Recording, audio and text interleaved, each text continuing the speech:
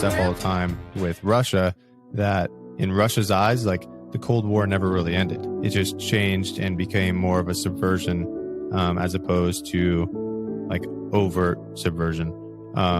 So yeah, I think we live in a dangerous place right now, when it comes to foreign relations. And I think, we are very behind the power curve, that they've been establishing these, like you said, small wins throughout the last decade. And it's just coming to fruition now, and we're starting to see the impact that that's having. And are we tiptoeing that line right now where, I mean, every time I do a Q&A on any of my social media sites, everyone's, are we going to war? Are we going to war? And I'm like, I mean, I don't think so. I always want to say that, cooler heads prevail, but there's times where you look at it and you're like, what is going on? There's a balloon flying through the sky. That's a spy balloon. Like, it's what's happening. So are we tiptoeing that line as well? Like, it feels like, every day it's another thing and another thing that, relationships just keep getting more sour. Yeah, I think it ebbs and flows. I'd like to say we're not headed towards a conflict, but obviously it's impossible to predict. And that might be wishful thinking, because I don't want a world conflict. That would be disastrous for mankind, Yeah, I don't think anybody does. No. I hope.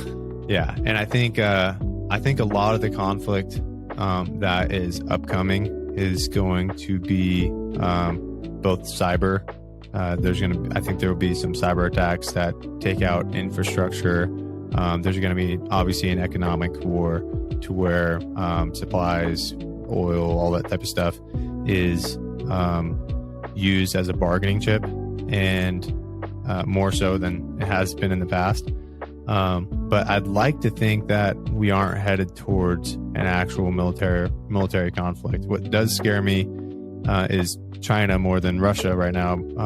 Obviously, them issuing the warning to the U.S. saying that with our current trajectory, we're headed towards a conflict, and the fact, some of the stuff they put out about their alleged plan to invade Taiwan by 2027. Like, that stuff's very alarming, because we do have treaties in place. And I think it's going to come down to whether or not those things are honored by our government. So what kind of stance our officials take on it when or if that does happen.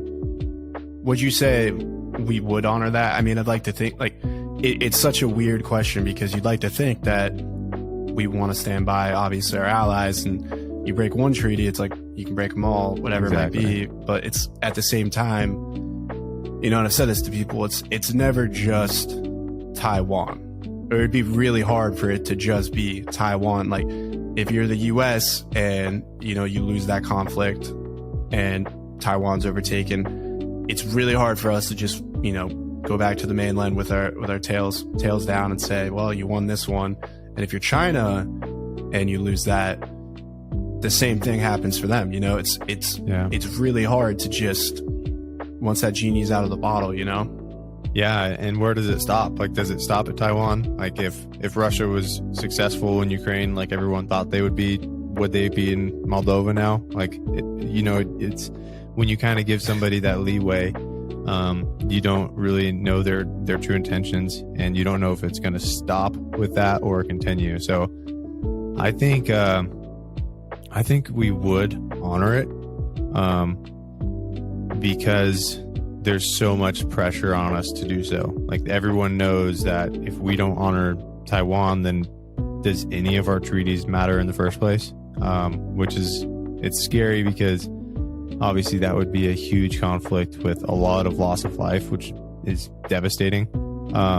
So it's a very tricky situation on how we're going about it. Like, and how I think about, and I would imagine that politicians are thinking about the same thing, is hope so. If China invaded Taiwan, is there a way we can support Taiwan to an extent where we're not breaking the treaty without causing the ripple effect of the world's conflict? And I think if they ever did, we would have to commit forces to it, which would, result in that world conflict. So it's a very complicated situation and very above my pay grade, but it's stuff I think about often when I read those headlines. Well, that's the thing too, is when I get in these conversations is like, does anybody have the pay grade for that? Like, it's such you're